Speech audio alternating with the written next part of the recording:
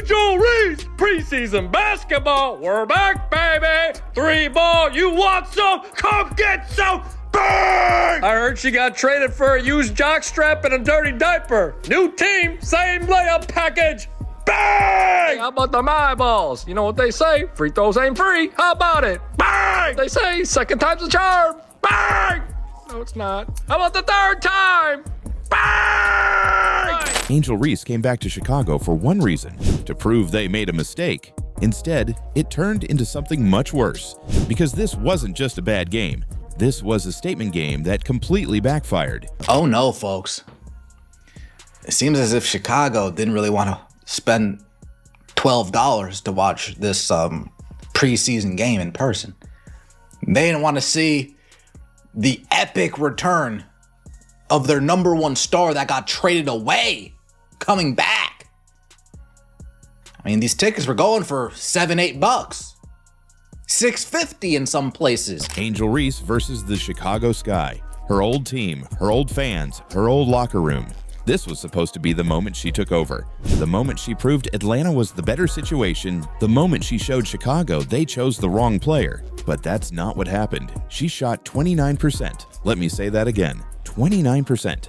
That's not a couple shots didn't fall. That's missing more than 2 out of every 3 attempts. And when your entire game is built at the rim, you have nowhere to hide. Watch this.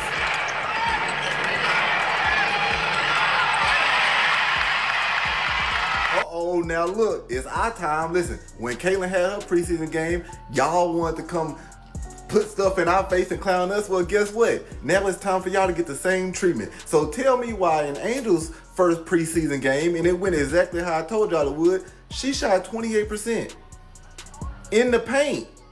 0% from the 3-point line. Every 3 she threw up there, clank. And then from the free throws, she made 4 out of 8. She had 8 free throws. They was free. And she only made half of them. Pathetic. But the stat line wasn't even the worst part, because one play changed everything.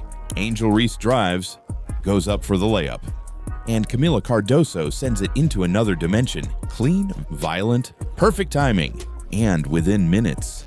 That clip was everywhere, because it wasn't just a block, it was a message. The player Chicago chose just rejected the player they traded in front of the same fans who used to cheer her name. Decides to let her ego get in the way. That's where she's going to be dangerous and destroy the team. And I'm being honest here, because honestly, she's literally the same player from last year. She's the same player from the year before. She didn't really change that much, man. She's the same exact player, okay? As long as she can score 0 to 5 feet and don't miss layups, she will be fine. But I don't think it's the game on the court is the issue. The issue is, will she be willing to accept a role player position? If she accepts it, she will be fine. If she don't, there's going to be huge problems. This is going to be called Atlanta nightmare afterwards. I'm telling you, that's what it is. It's going to come down to that. Is she willing to accept her role? Because I said this before and I got hated for it, but I don't give a damn. That's not just basketball, that's narrative.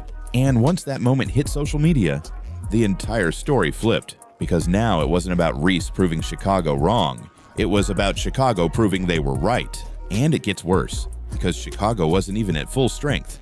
No Skylar Diggins-Smith, no DeJounte Carrington, no Azura Stevens. This wasn't the full Chicago roster. This was a watered-down version, and Reese still couldn't take over. She only played around 13 minutes. 13. That's not load management. That's a player getting taken out of the game. And now the revenge narrative, completely gone. Because revenge games don't look like this. Revenge games are loud. They're dominant. They're undeniable. This looked like someone who couldn't impose themselves on the game, and the internet noticed immediately. Missed layups, broken finishes, low-light clips getting stacked before the game even ended.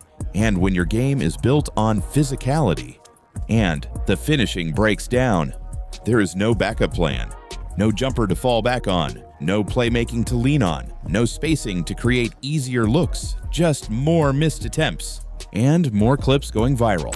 5. The fourth one will go in. Flick that wrist, spin that ball. Wiggity, wiggity, bang! Oh, yeah. Favorite possession right here. Jam! Nah, not ready, not ready. Hands a little slippery. Had too much popcorn with butter. Butter? Butter pecan! How many times I gotta tell you, only 3 things in life are certain. Death, taxes, And Angel Reese smoking lamps, baby! Give me all that! Burn!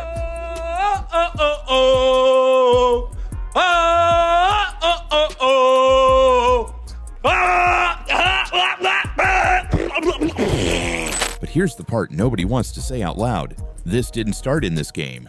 This has been building for 2 years. Because while Reese was talking about a fresh start, Chicago was already moving on.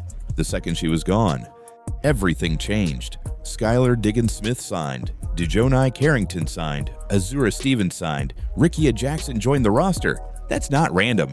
That's not coincidence. That's a franchise resetting its identity. And then came the coldest move of all. Chicago gave her number away, just like that. No hesitation, no ceremony, and no wait and see. That tells you everything, because teams don't move like that unless they are completely done.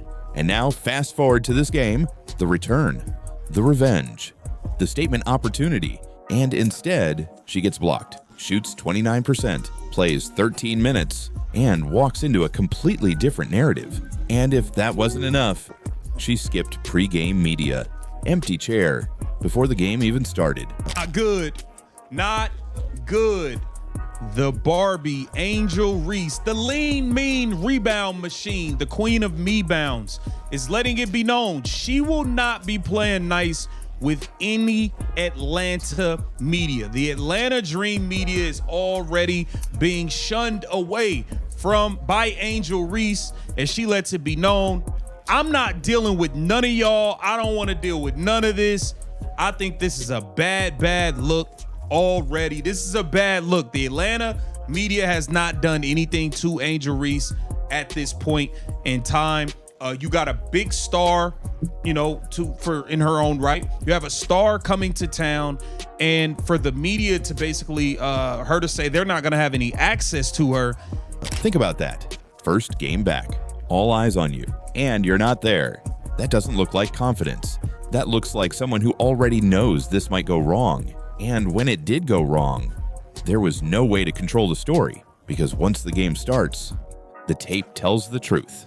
Now here's where it gets uncomfortable, because there's another player from that same draft class, same timeline, same opportunity window, Caitlin Clark, and the gap is getting wider. Clark shows up after bad games, answers questions, takes accountability, builds trust, builds a team, builds a system that actually wins.